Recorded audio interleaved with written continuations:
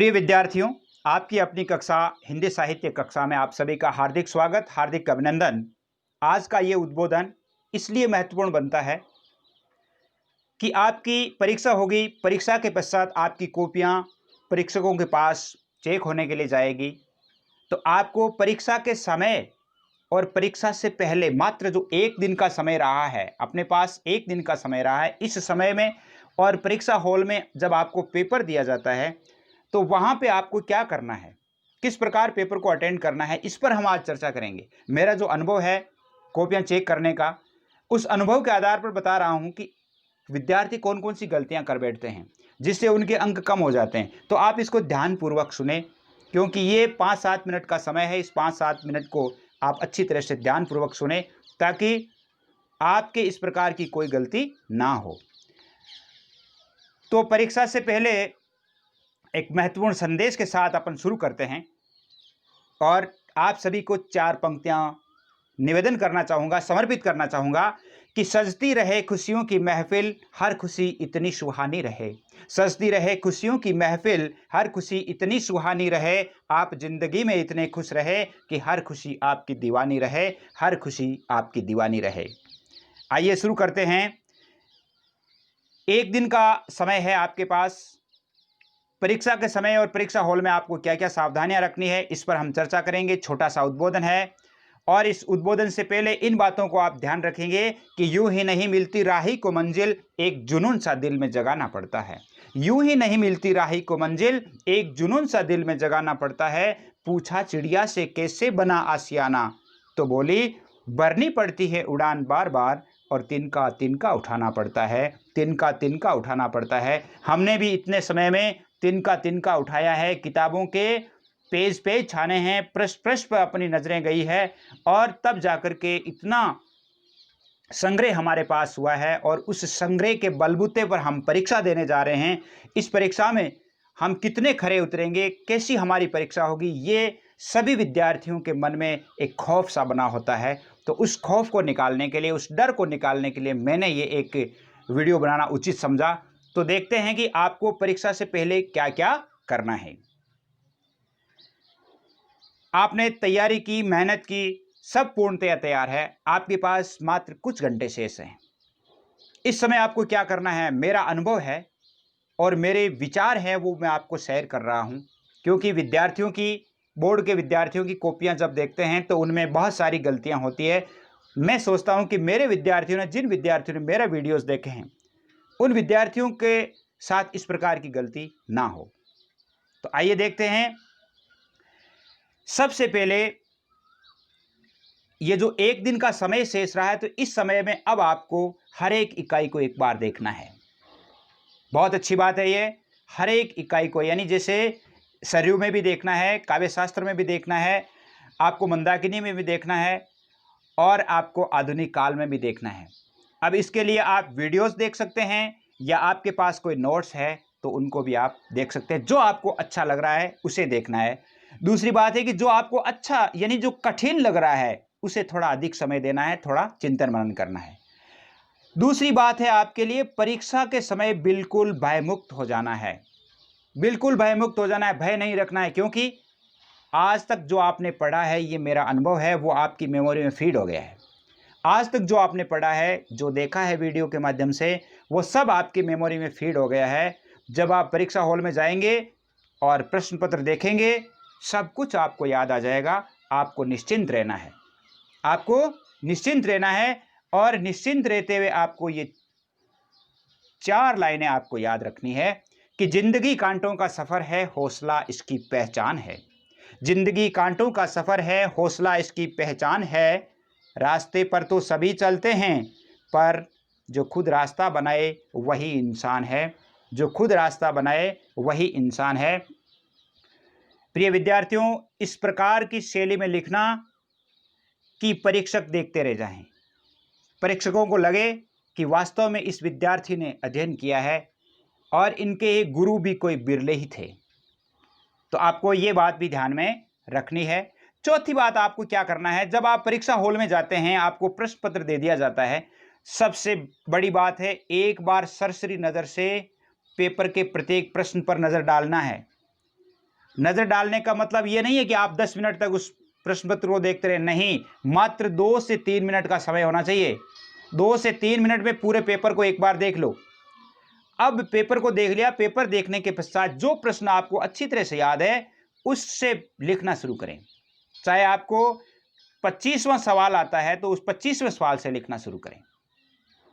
उत्तर लिखते समय जो विशेष बात होती है उसे रेखांकित करना है। मैं बार बार मेरे वीडियोज़ में भी कहता हूं कि जैसे मान लो कोई सन लिखी हुई है तो उस सन को आप इस प्रकार अंडरलाइन जरूर करें।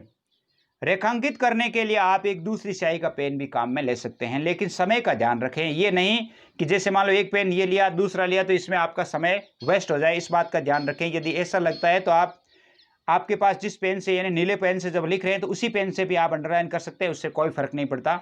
ये नहीं है कि आप जैसे उन्हें हाईलाइट करते हैं तो उनके नंबर अधिक मिलते हैं, ऐसा कुछ नहीं है। जब आपके अच्छा लिखा हुआ होगा तो आपके अंक अच्छे ही आएंगे।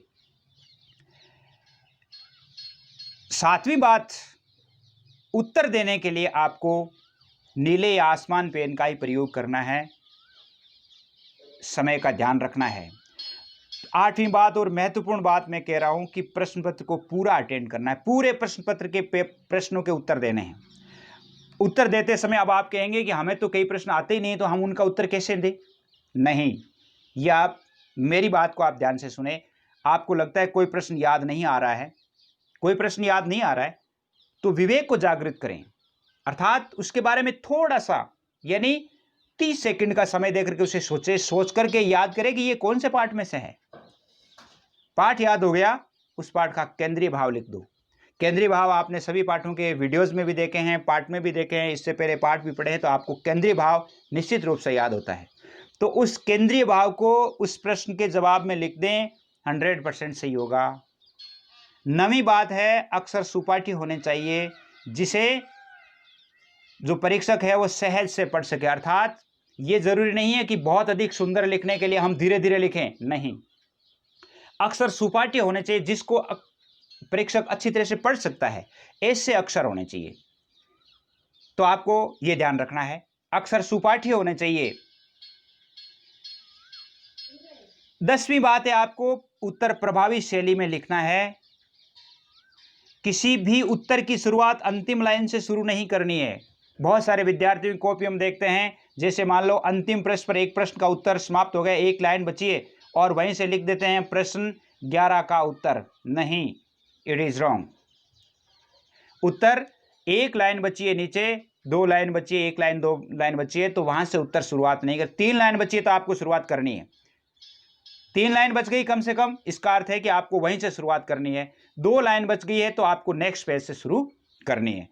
और उत्तर जो प्रश्न की अंतिम लाइन पर समाप्त होता है तो अगले प्रश्न का उत्तर है वो नए पेज से शुरू करना है। प्रश्न संख्या सही लगानी है। जैसे मान लो आप उत्तर दे रहे हैं 16वें प्रश्न का, आपने लगा दिया 20, तो वहां पे प्रश्न गलत होने के चांस रहते हैं। हालांकि परीक्षक ध्यान रखते हैं कि कौन से प्रश्न का उत्तर है, फिर भी आपको ये सावधानी रखनी है, प्रश्न की जो संख्या है वो सही अंकित करनी है। 13वीं बात है, कॉपी में किसी प्रकार की कोई काट छांट नहीं करनी है। काट छांट बिल्कुल नहीं करें। अगर कोई प्रश्न गलत हो जाता है तो उसे बुरी तरह नहीं काटे। कई विद्यार्थियों को मैं देखता हूं इस प्रकार काटा होता है, ऐसे बहुत सारे, यानी ऐसे इस प्रकार काट काट करके और बुरी तरह से, यानी कॉपी पर जो बहुत बड़ा प्रभाव पड़ता है। परीक्षक जब देखता है तो उसे बुरा लगता है। आप यदि इसको 4 बार काटेंगे या 5 बार काटेंगे और 1 बार काट देंगे तो भी बात वही है। प्रश्न को 1 बार काट दिया तो भी वो मान लेगा कि ये प्रश्न गलत है। यहां तक कि आपके जैसे मान लीजिए प्रश्न 13 लगाया, इसको भी आप इससे काट दें तो भी परीक्षक उसे चेक नहीं करेगा, परीक्षक उसे चेक नहीं करेगा। तो ये ध्यान रखें, कॉपी में कोई काट छांट नहीं करनी है। 14वीं बात देखिए, कॉपी में रोल नंबर के अलावा अन्य कोई नंबर या अनावश्यक लेख नहीं लिखना है, इसका विशेष ध्यान रखना है। बहुत सारे विद्यार्थी ऐसी गलतियां करते हैं। इस प्रकार की गलती करने से उस पर बुरा असर पड़ता है। यदि मान लो आपने कोई गलत नंबर लिख के आए और उसमें यदि आपके 20 नंबर कम हो गए और आपने मान लो कॉपी वापस रिवॉल्यूशन के लिए दी और उसमें यदि इस प्रकार का लेख लिखा हुआ आपके पाया जाता है कॉपी में, तो उसके दोषी आप होते हैं, यानी वो 20 अंक बढ़ने की बजाय आप पर कार्रवाई हो सकती है, इसलिए आप ध्यान रखें। 15वीं बात है, हिंदी साहित्य का प्रश्न पत्र जो है आपके अपने चैनल पर अपलोड भी करने का पूरा प्रयास किया जाएगा। जब भी प्रश्न पत्र अपलोड किया जाता है तो उसे आप मिलान अवश्य करें। अंतिम बात जो मैं कहना चाह रहा था, मार्गदर्शन करना मेरा कर्तव्य है, उस मार्गदर्शन को अपनाना आपका कर्तव्य है। मार्गदर्शन करना मेरा कर्तव्य है, उस मार्गदर्शन को अपनाना आपका कर्तव्य है। और कर्तव्य पालन के साथ जो काम होता है उसके परिणाम अच्छे होते हैं, उसका परिणाम बहुत अच्छा होता है। अंतिम बात, सभी विद्यार्थी परीक्षा के पश्चात अपनी स्थिति अवश्य अवगत करवाएं। अगर आप अवगत करवाएंगे तो मुझे बहुत अच्छा लगेगा कि आपका सहयोग अच्छा मिला। इसके साथ आप अपने जो भाई बहन हैं उन सभी भाई बहनों को भी तैयार करें आगे की कक्षाएं लेने के लिए। 11वीं कक्षा में पढ़ते हैं, 10वीं में पढ़ते हैं, 11वीं में पढ़ते हैं, 12वीं में पढ़ते हैं, इन सभी के लिए हिंदी, अंग्रेजी और हिंदी कंपलसरी, इन सभी विषयों के लिए और भी कोई विषय में यदि मार्गदर्शन चाहते हैं तो आप अवश्य अपने जो छोटे भाई बहन हैं उन्हें तैयार करें, उन्हें इससे चैनल से जोड़ें ताकि उन्हें अच्छा लाभ मिलता रहे। अंतिम उम्मीद करता हूँ मेरे विचार आपको अच्छे लगे होंगे। अभी आपको एक शेर और सुनाऊंगा, अंतिम समय में आपको एक शेर और सुनाऊंगा जो आपको बहुत अच्छा लगेगा। आपका पेपर बहुत अच्छा होगा। एक बार पुनः आप सभी से कहता हूँ कि अपने मन से परीक्षा के भय को निकाल दें। परीक्षा का भय रखना ही नहीं है, भयमुक्त हो जाइए, क्योंकि भयमुक्त होना आदि विजय प्राप्त कर लेना है। इसलिए मन में किसी प्रकार का कोई भय नहीं रखना है, किसी भी प्रकार का कोई भय नहीं रखना है।